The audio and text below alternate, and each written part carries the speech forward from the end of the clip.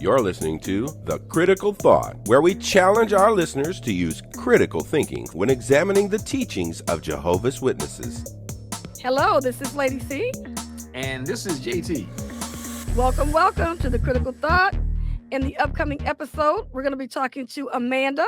She's coming out of retirement.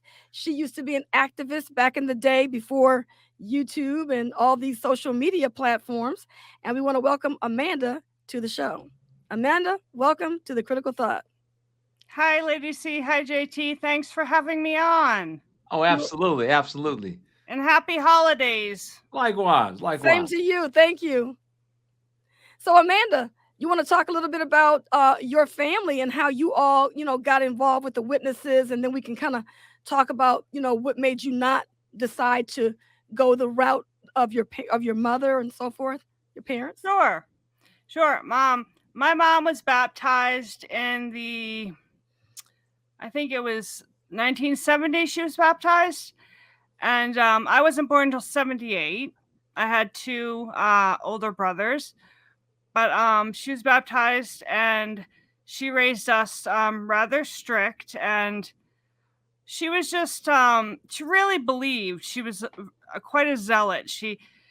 Every time she would tell my father, the end's coming, and we have to prepare for the end, and she would just make him sell everything in the house because she would set a date that the end was coming, and it didn't. But for some reason, she mostly sold his stuff. I noticed, but yeah. She was so she got my grandfather into it, who was her father. He had issues with drinking, and he felt that the witnesses helped him with that, which is great. So he joined in, I think, 1979 or 80, and he mostly joined, I think, because it made my mom really happy, and he wanted to make her happy. And he was the one person in my family that, no matter what, he never forsook me, as they say. He never gave up on me. He never said, "Well, you're not a witness now, so I can't talk to you." He was never like that. And he married he married my step grandmother, Evelyn, and she also became a witness. She was from Berlin, Germany during the war, and she'd gone through quite a lot. And so when she came here, it was a better life. And then she met my grandfather, and she became a witness, and it just kind of kept spreading around the family that way. But as for myself, I was, it wasn't my thing.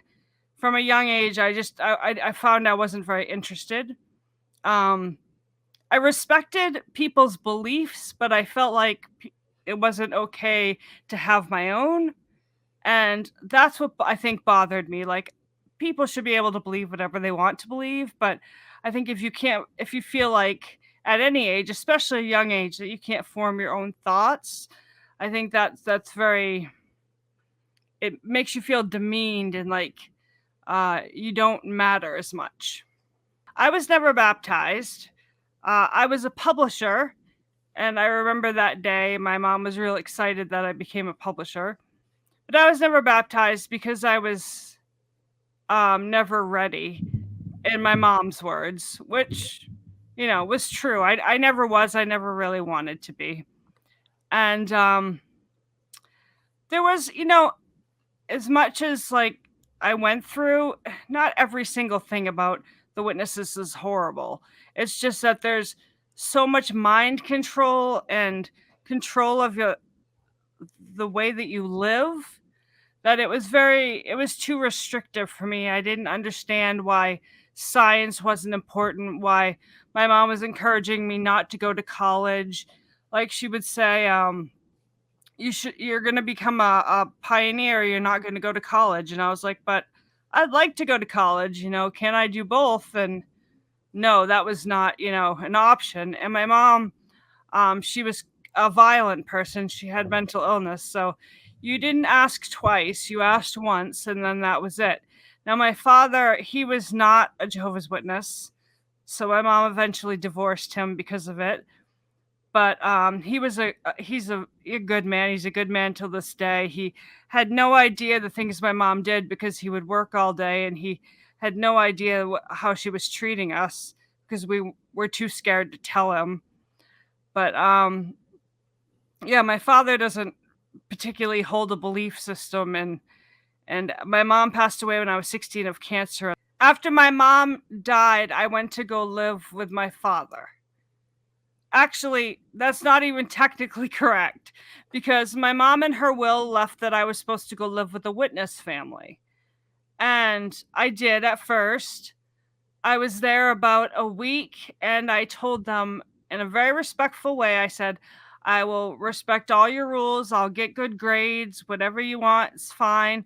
I said, but just please respect that I don't want to be a witness and that I just don't believe in these things. They're not for me. And I got hit in the face. So I called my dad and I said, come get me. And he came and got me. And then I went to live with my dad until I was, old enough to live on my own. And that was, that's what I should have done in the first place. But because of my mom's will, it was put in there that I was supposed to live with a nice Witness family, And I was even shocked at what happened because these are people I grew up with and I never knew them to be like that. And I said it respectfully. I didn't say it in a rude or mean way. But it's amazing when you leave, people treat you very differently. I mean, I lost all my friends that I grew up with, all of them. It's a very tough time for everyone. I'm sure a lot of people know what it feels like. It's not easy losing your friends, and for me, it was more extended family than family, but still, it's very hard to lose people you grow up with and that you've known since you were born. It's very hard. Oh yeah, you faced that. For me and my household, we will serve Jehovah Yes. position, and Yes. and like you said, you didn't expect this from these people, but that is a very common view that people hear when they go to stay with a Witness family. Basically, you go into all the meetings out in field service, and there is no alternative. And it's interesting that they struck you instead of simply sat down and discussed this with you. But that's that little secret that you don't hear about among Jehovah's Witnesses, how they have no problem using quote unquote corporal punishment when they want to. Yeah. I mean, I was particularly careful. I mean, I didn't think they'd ever do that, but I was still particularly careful to be respectful and to tell them I would, obey their rules and get good grades and I wouldn't be a problem to them because I didn't want to be a problem to them. So it was really shocking that happened. Those are people I'd known my whole life. I think even if my mom had lived, she wouldn't have expected that. And I mean, she was violent too, but she lived by that belief that I can hit my own kids, but nobody else can. So I think it would have shocked her too. Yeah, that is so sad that you had to go through that and everything. And I know in a previous conversation that you and I had, you even talked about science. I'm just going to kind of go back a little bit about your schooling. What was it like going to school as a quote unquote unbaptized publisher, or just a person raised in a religious house, a Jehovah's Witness household? Well, it was difficult because there were certain classes I couldn't take. I'm sure many people know what I mean that are watching this. There were certain science classes on evolution, sex ed classes, anything that my mom thought could lead me down a road of thinking for myself, is basically what it was. So I had to navigate that. I also couldn't have friends who weren't witnesses at all. So making friends at school was not a possibility. And which was particularly hard because I was kind of the kid that should have been more of a theater artsy kid, and ended up that I couldn't do those things because, I only had Witness friends, and that a lot of my Witness friends, they they thought I was strange. They thought I was too different. I liked weird. My music was odd, and I don't know. I was out there for them, I guess. I thought outside the box, and that was not. So it wasn't even hard in the witnesses to make friends, really. Yeah, yeah. that had to be That's a true. very trying time because here you are, you're like born into the religion pretty much. Your father's not a witness. You are in a situation where you can't express yourself and be who you want to be. Then all of a sudden your mom gets sick with cancer. Mm-hmm. And so that really had to be very stressful. How did you all handle the situation with her illness? Well, I was 16 when she died, but she told me that she was going to die when I was 10. They told her they gave her about 6 years. Usually it's not exact, but she did live exactly 6 years. And it was so in some ways I was prepared, but you're never really prepared. I mean, I was prepared as much as I could be. I think it helped me grow up faster than I should have, and I also would like try to do what I was told more so because I thought, well, won't be alive in a few years. So I was always concerned about her and her mortality and what was going to happen with her. It was really hard. And even though she wasn't always, the perfect mother, she had mental illness, she she was still my mother, and I still loved her. And I just I sometimes I feel like guilty about little things that most people wouldn't feel guilty about that I said or did, just growing up that are just most people wouldn't even think twice about. But when you're a witness and you have a dying mother, you're thinking, oh, why did I have to say that? Why did I word it that way? I don't know why that is, but I noticed to this day at 43 years old, I still have like a lot of guilt I deal with, but a lot of my guilt, I'm not sure it makes sense because most of it's out of my control. But I think a lot of ex-witnesses deal with that. I think they deal with a lot of guilt, and I think a lot of it is out of their control. You can only do what you can do. And I couldn't stop my mom from having cancer, and there's nothing I could do about that. And there's one thing she used to say, and I think that made it extra hard, was when, like if I was in a mood she didn't particularly like or something, she'd say, when you stress me out, you're killing me quicker. And that lived in me for years, thinking like, oh, I killed my mom. I killed my mom. She could have lived longer. I know now that that's ridiculous. She had a rare type of leukemia that nobody lives through. Really, nobody does. But especially not back then because they didn't have anything for it. But yeah, it's hard because you feel like, what could I have done to be a better child? But when I look back on it, I was a really good child, and I behaved myself and I tried my best. But I mean, you can only take so much, and you can only put up with so much within the constraints of having your mind controlled. Yeah, that's so true. Guilt is probably one of the most powerful tools the organization uses on us. It inflicts upon us a sense of guilt for any and everything. And then on top of that, you get the guilt that a parent can put on. So for someone who's 11, 12, 13 years old, teenager, the guilt can become overwhelming. One of the things that you mentioned, and I just like to just circle back around, you mentioned that when you were in school, you had a certain type of interest. And one of the things that we've noticed in practically all the interviews that we've had with people, some of it offline and then some of it that's included in some of the videos, is that literally the amount of talent that is found in the pool of Jehovah's Witness youth. You have those who have athletic ability where they could have perhaps done well in sports, You have those who have academic aptitude. They could have been probably scientists and doctors. And then you have those who they have what you could refer to as more of an arts type of interest, where they could have been writers and poets and stage play writers and movie stars and artists. And it's so sad because in all of those things, we see how the organization crushes them. And right now, one of the biggest pushes right now, and we just saw something with the announcement that the organization just sent out recently. They're looking for people who can be actors and actresses. And so they're looking for people who have these gifts in the arts. And yet over the last 50, 60, 100 years, there have just been so many talented Jehovah's Witnesses who had to go to their grave with their talent to be in the performing arts field. And now the Watchtower has their own little studio, and now they're trying to hawk around and find people who want to act and so forth.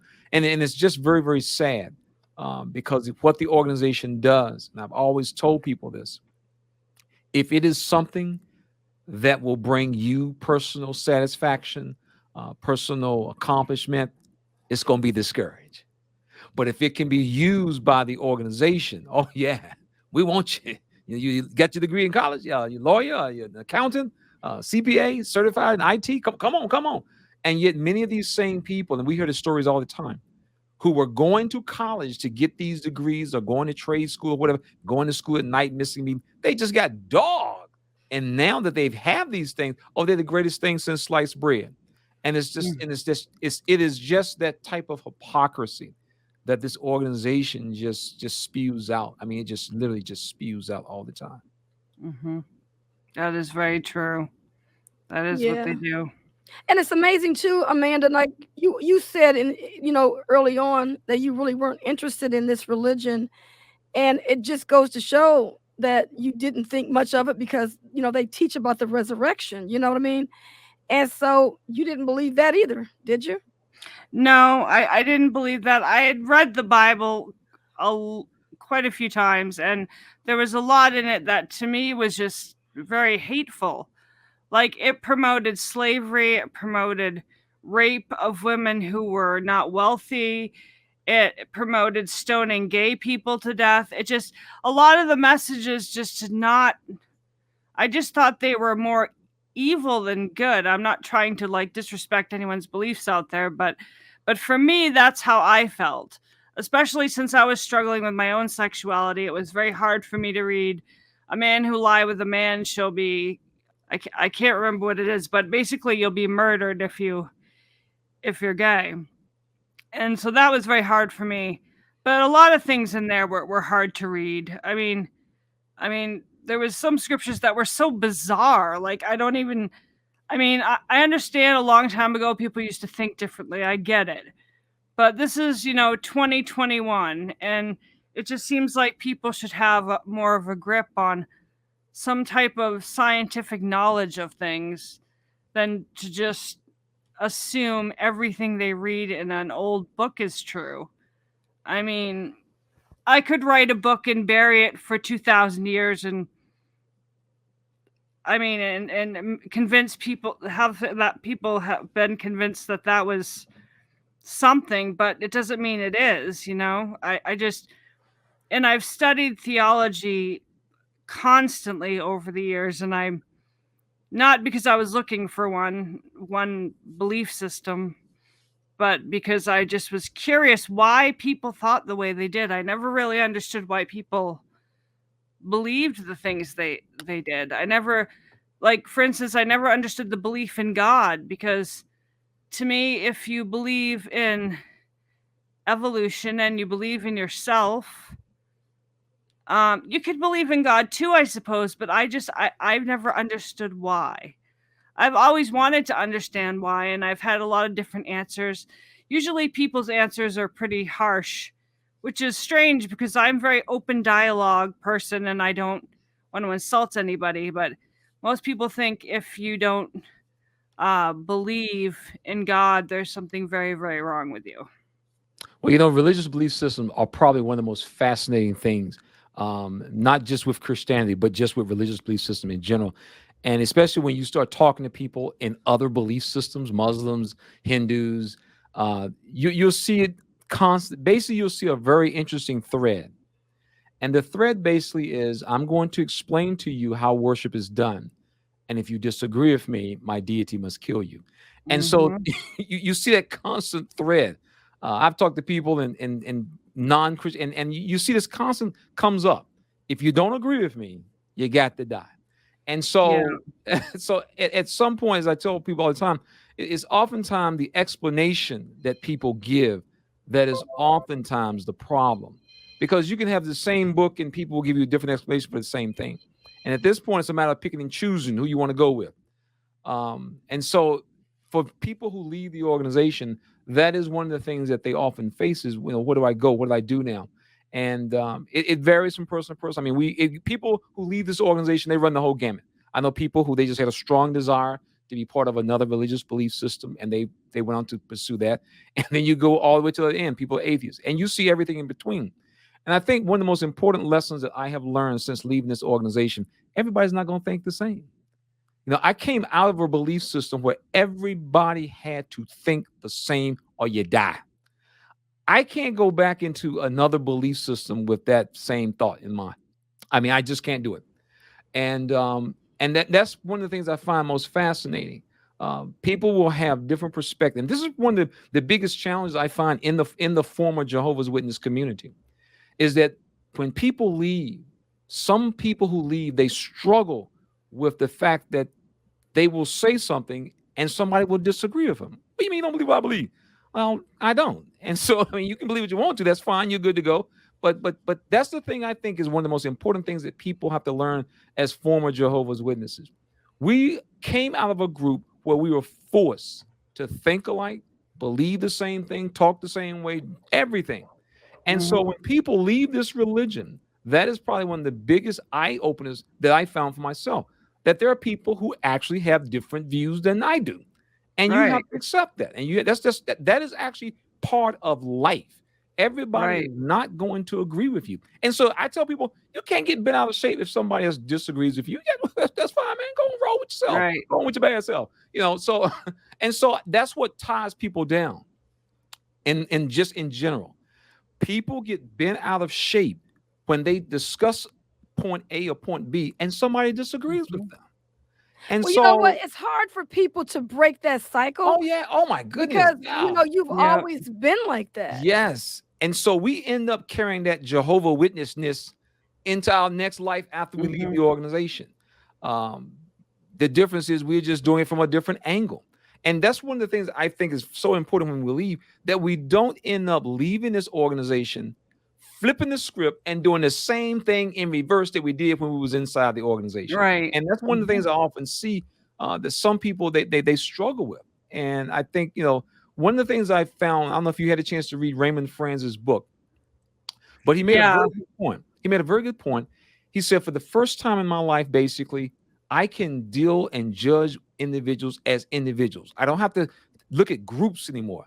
If I'm dealing with person A, I can deal with this person and I can determine, is this person a fool or is he an intelligent person? And I would deal with that right there. I don't have to broad blanket across 85,000 other people. I just deal with individuals as individuals, because that's one of the biggest things that you will face when you leave this organization. And that is, you will have to accept the fact that people have different views and different thoughts. And you can get bent out of shape if you want to, but that's just the reality of life.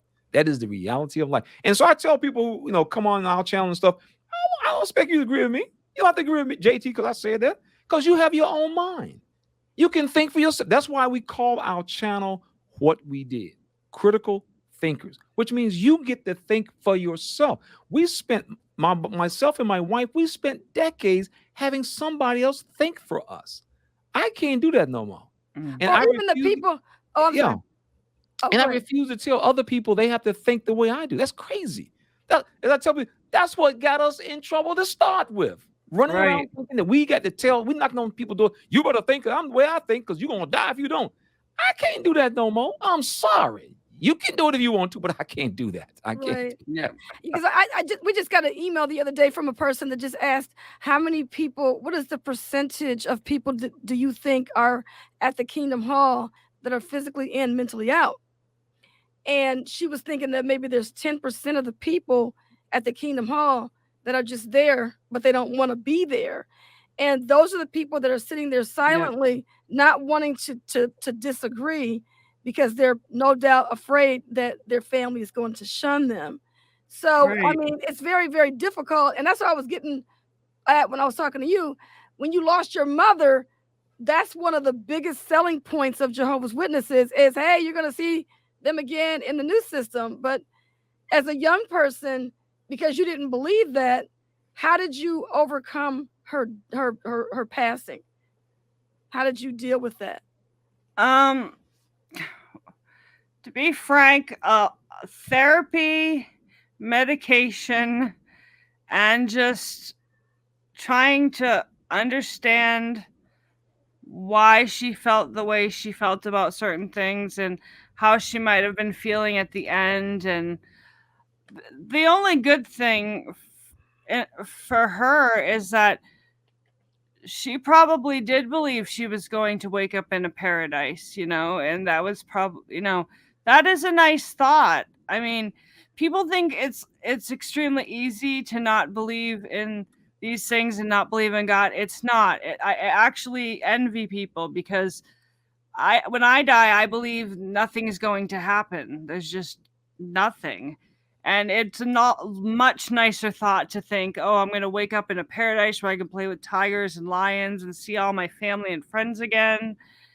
And so I think it's nice that she had that thought at the end, but I just don't, I don't understand it. I don't understand why she had it. I think I've just never had that mentality of, I don't know what the word is, but I've just never had that way of thinking that she did. She needed to belong somewhere. I didn't. And it's interesting because before she was a witness, she was a Catholic. She grew up Catholic.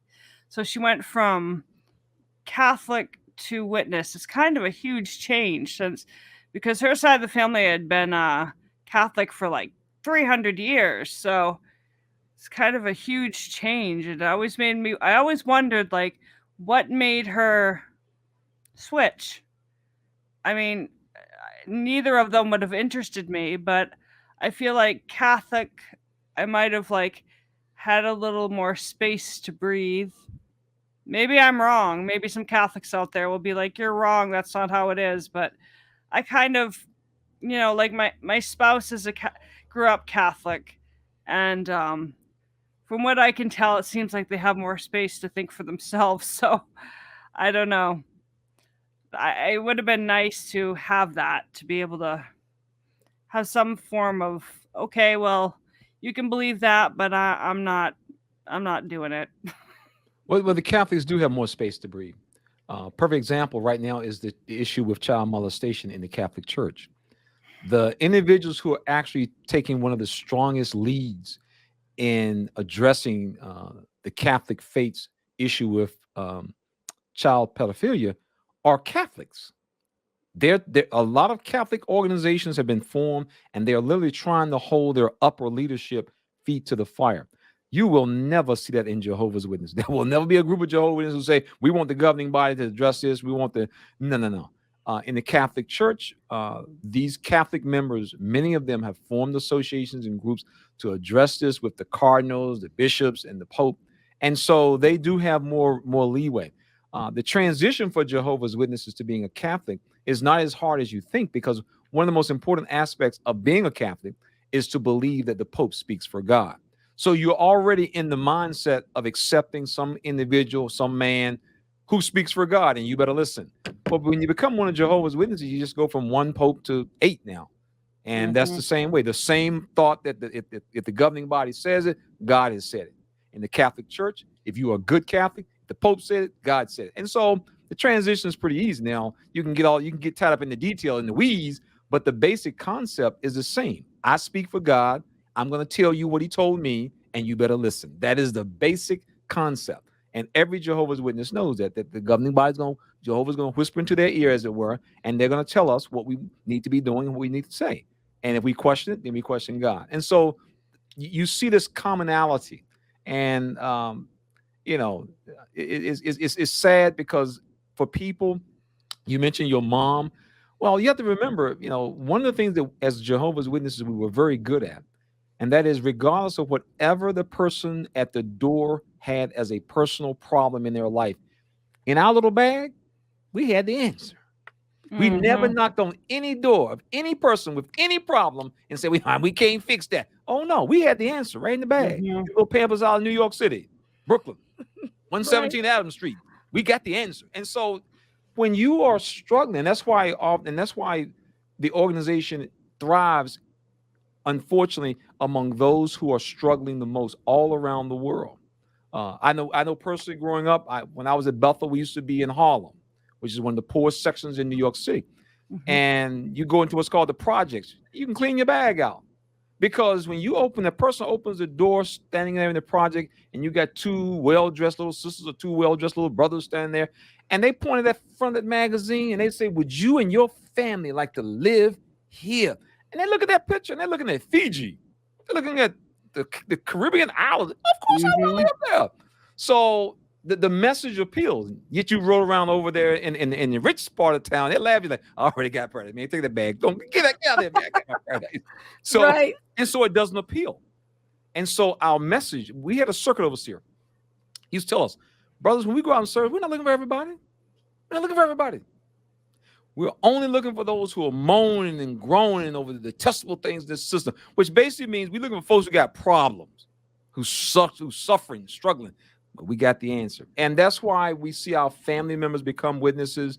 And regardless of what the organization does, they just hold on tenaciously because they're like, I got too much tied up here soon. I got 35 years. I can't quit now. Well, Daddy, you realize this ain't true. Yeah, but they might change and become the truth. I mean, you will hear all kinds of reasons. I'm not letting go of I got my stock and it might go back up. I'm gonna hold on to it. And that's kind of where we are. I think so. I think that's a good point. I think it's a good point because I think that's the reason why people don't want to give up, because they don't see any other religion, so to speak, that may be speaking the same way Jehovah's Witnesses do. And a lot of people, after they leave, they're still looking for the true religion. And so we'll get emails sometimes saying, I'm looking for the truth. I'm trying to find somebody who's preaching the good news and going door to door. So you'll get all of those types of things happening with people even after they leave the witnesses. Yeah. And it's understandable. I mean, because if you're selling a product, if you have a company, you tell your salespeople, we're gonna give y'all guys Rolls Royces. If you're promising Rolls Royce, you can. If you cannot deliver your product, you can promise anything, and that's what the organization does. They promise anything and everything, and they don't have to deliver. We have 150 years of people still waiting for their product to be delivered. I mean, come on. At some point, you got to realize y'all guys can't deliver the stuff y'all promising. But the next generation of people who come along, I'm gonna stick in, and maybe they'll deliver it. I'll sit on the front porch and wait for the FedEx man to come. He's gonna deliver, and so that's the way it's been. And our parents, my wife, we've seen our parents, and there are people who are watching this video right now. Their parents are moving up into the 70s and the 80s and the 90s, and they have been patiently waiting for their package to come in. I know. Yeah. And Amanda, now you were an online activist many years ago prior to all the social media. You want to talk a little bit about your early activism? Well, I had a forum. It was a really long time ago now, but makes me feel old. But yes, I had a forum. We didn't have there was no Facebook or anything back then, so we just had a forum and people would come on and talk. And at first there wasn't many people, and then through time there was a lot of people, and after a while there were so many people that I was losing my mind a little bit. I was like, oh, how do I moderate all this? Because you do have to moderate, because people will go in there and say crazy things.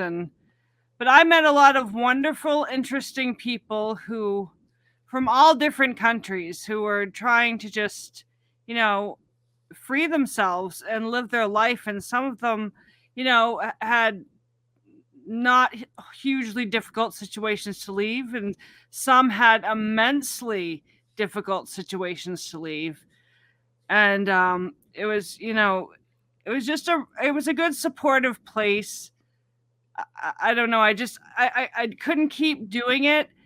I did it for years, but after a while I started to feel like I was taking it on.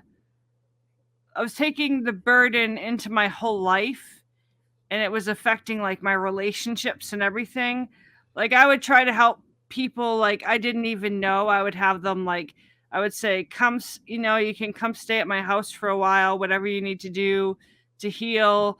But realistically, sometimes you run into people that that's not a good idea. And so after a while I had to stop doing that. And then in time I just stopped altogether. But I think it was just called Exjw Witness Support Group, but it was a really long time ago. And I don't know, I haven't done much since. I mean, I still talk to a lot of people from back then, and I still know some people now, but I really haven't like kept in touch as much, because over the years I've been doing other kinds of activism that I've gotten really involved in, like the excuse me, the LGBT plus community. I've been very involved in.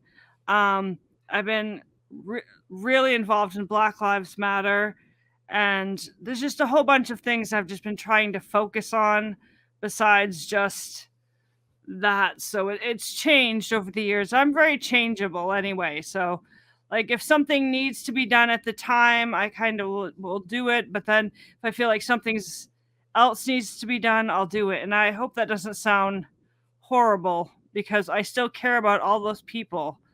But it was a lot. I was taking on a lot. I was doing so much that I really was suffering, because it was just me. There was no one else. So it was just me, and I couldn't do it anymore. So now I still do other activism in moderation. I don't take anything on to a point I can't handle anymore, because that led me to an unhealthy place in my life. That's very true, and that's one of the challenges that people who have sites like ours, you have to reach a certain balance, especially when Right. your channel starts growing. We have over 30,000 subscribers, and what happens is that we try to make ourselves available as much as possible, but you realize that you do have to set boundaries, because if not, I tell ladies all the time, if not, you can literally feel like you're being an elder all over again. As people, they're looking for answers, they're looking for someone to at least talk to, and we try to do the best we can, because you cannot do it by yourself. When the emails started coming in on a daily basis, 10, 20, 30, 100, 300, 400, and you're like, oh my Too God, much. you It's too won't much. be able to answer everyone. And the key, I think, is realizing that you do have a limitation, so that you don't beat yourself up. We've talked to content creators who have had sites, and they just literally became overwhelmed, and they just could not do it. And so they end up many times taking their sites down, which was unfortunate, because we strongly believe that every voice who can say something and speak about what they went through is a positive.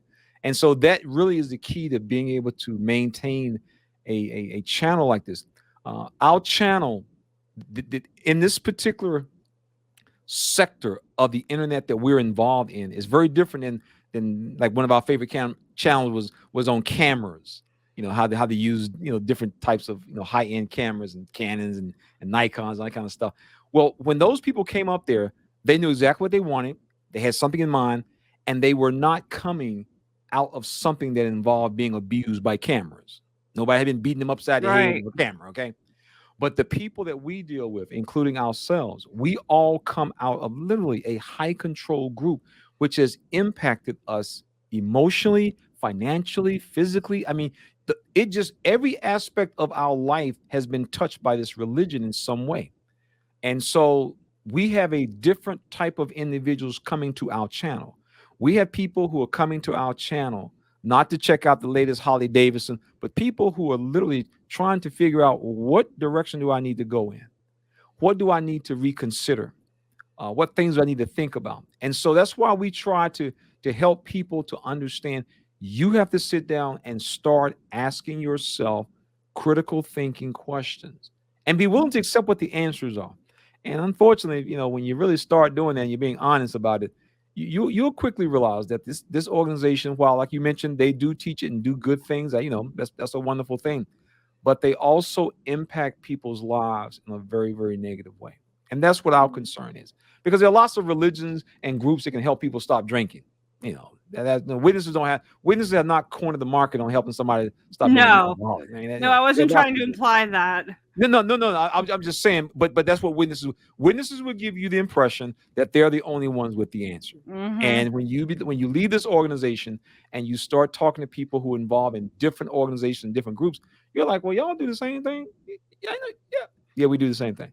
And so all of a sudden you begin to see that witnesses are not special like we thought we were. We thought we were special, but we aren't. And I totally get what you're saying, Amanda, about how you were getting overwhelmed and things with your activism. And I had to kind of like take a step back, and because like we just got through going through a very trying situation. We lost JT's mother about 3 weeks ago, and I began to thank you. And this is the first time we ever planned a funeral, and I just took a step back off the channel, and I was like, okay. We had some videos that we had interviews that we had done, and I had like 4 or 5 interviews, and then I would just kind of like edit one of those interviews, but I wasn't doing any new interviews and stuff like that. And I realized that once I took a step back, I was starting to feel a little bit better, where I was not so overwhelmed, like you said you were, because every day I woke up, I was answering emails, coordinating interviews, doing a whole lot of stuff. And then when you lose someone that's close to you, you begin to think about life and how, you got to take time for yourself. Mm-hmm. So that's what I started doing. And so I was telling people, you get people saying, I emailed you 3 weeks ago, this and that, and you didn't get back with them. But that's probably the reason why, is because you're so overwhelmed. Yeah, I know. With trying to do so much. And I remember this one activist, they shut their channel down because people were actually like going off on them. Why didn't you email me back? And they couldn't handle it. They were like, we can't do that. And we understand. But the thing is, when you get 300 or 400 emails in your inbox and another 100 comes in another 3 or 4 days, you at some point you realize we're not going to be able to get back to everybody. And so that's why we try to give people the tools, the things to consider. We try to provide videos with people who oftentimes their lives reflect their lives. And these are the things that we have to do. There is certain things that we as individuals are going to have to do for ourselves, regardless of whoever. I can talk to people for 2 or 3 hours on the phone, but at some point, the individual is going to have to make a decision what he or she is going to do and move forward. And that's just the bottom line.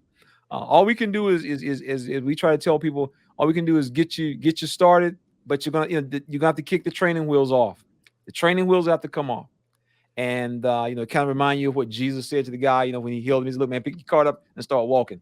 And so we kind of have the same view. Look, once you get out of this organization, you're going to have to pick your cart up and start walking, because you realize you've been riding around on Watchtower cart all these years, and that's why you ain't gone nowhere. So you got to pick your cart up and start walking. And so and people just have to, I think a lot of it, people want validation. Oh, absolutely.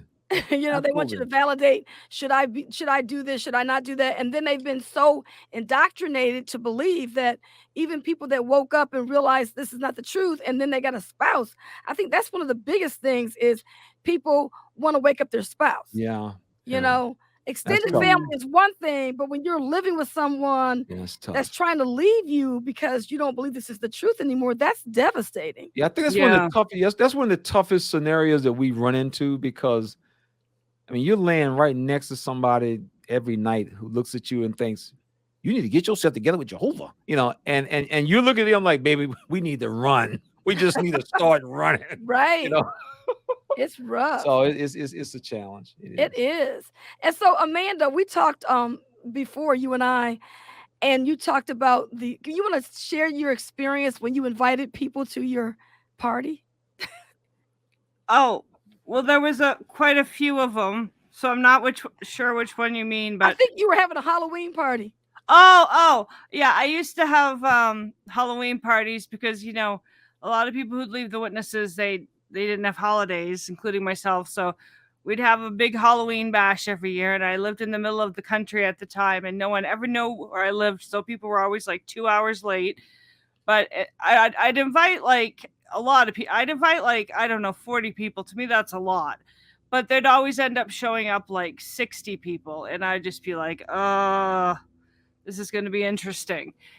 And there was always that one Exjw who was over 21, but had never had any booze or, just things like that, or just something they wanted to try. And I was like, well, does it have to be at my house? But okay, I don't want to deny them having fun. But yeah, there was some shenanigans sometimes, but you had to just put up with it. But yeah, we always had a blast. I'd have a big bonfire out front of my house because when I say in the woods, I mean literally. I mean, I still live in Maine. I've lived in Maine all my life, but I used to live in a house that was surrounded by miles of woods. I had to drive almost 2 hours to get to a store, and we don't live there anymore because it was too hard to keep doing that, especially as you get older. But yeah, we'd have these giant bonfires, and we'd carve pumpkins, and we'd just have a blast. But sometimes people, they were newly out and they didn't know really what was acceptable and what wasn't. And you wanted to encourage them to have fun, but you didn't want to encourage them to get, drunk and then behind a wheel or something like that. You know what I mean? You had to babysit at the same time. So, but they were fun parties, and for the most part, people behaved. But once in a while, you'd get someone who you had to kind of. I think the biggest thing was most people would just like, they would cry. Like they would, if they drank for the first time, they'd cry. Like I don't drink. I've never been into it, but I noticed like when people leave the witnesses, that's one thing that they seem to want to try. And I'm just like, it's not, I tried it in college. It's not so great. You're just gonna cry. And they would cry and talk about their life. But you got to go through it. You got to learn the process and the steps. And that's just how it is. But yeah, we had fun. We had good times. And I would invite people from the group, and then I would invite other people that I knew, and just mix it up a bit. And yeah, it was they were good times, but I don't do those anymore because now I live in the suburbs, and my neighbors are just like, they'll call the cops on you for anything. So can't do anything. Well, at least you help people out. I mean, that's really good, because I think like when we were first leaving the organization, that was one of the biggest things that we had, was like not knowing enough people or knowing people in your area. And I think, like now with the internet, with Facebook and like YouTube and things like that, there's a whole lot more people that are meeting each other and getting together. And we're even hearing about people getting married because of being on the social media, meeting ex-witnesses and finding their soulmates and things like that, So it's a lot. That's wonderful, though. Yeah. So you have any advice that you would like to give to our audience about, how when they wake up, some of the things they might want to look out for, some things, words of caution? What would you say to our audience? Be careful what non-witnesses also are trying to sell you. And by sell you, I mean, if it seems too good to be true, it might be. And believe me, it usually is. A lot of people, when they find out you're newly out of religion, they'll try to like get you into another one right away. And there's nothing wrong with that if that's what you want. But if you don't do it out of pressure and do a lot of research, I tell people, if you can do spirituality instead of organized religion, you're probably doing yourself a favor, because a lot of spirituality, there's not one specific like person you have to bow down to. Just be really careful and also be kind to yourself. Like, I spent years feeling horrendous guilt that was actually completely unnecessary. It wasn't like I did something horrible. I just felt guilt anyway for leaving and for so I felt like I broke my mother's heart, and that's what really killed her. I mean, don't take that stuff on. You can't. It's not reality. It's not realistic. You have to be realistic with yourself, and if you're not going to be realistic with yourself, you're going to get sick. So it's just be kind to yourself. It's not always easy, but you'll figure it out. You will. Yeah, that's an excellent point, and I couldn't agree with you more. When you leave, take your time, and find yourself, because that is so important. When you leave, is you got to take your time, because we have spent so much time being on the wrong trail. Don't turn around and find yourself on the wrong trail again. And so, yeah, and like you said, be kind to yourself, and it's very easy because the organization is designed to make you feel bad about leaving. And really, all you did was ask too many questions and they couldn't answer them. That's all it was. You asked too many questions and they couldn't answer them, so they dogged us. And you realize I didn't do anything wrong. Ain't my fault you making up answers. That is not my fault that you making up answers. So don't blame me for your made up answers, because I asked you good questions. So and that's what we have to just keep in mind. But I couldn't agree with you. I could not agree with you more. You're right on point. Right on point. Right.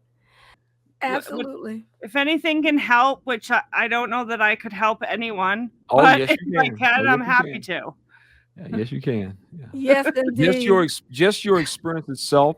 I think the most important thing, one of the things that we tell people and we really encourage, and people oftentimes they'll make comments about it, is the disposition that we have since we've left.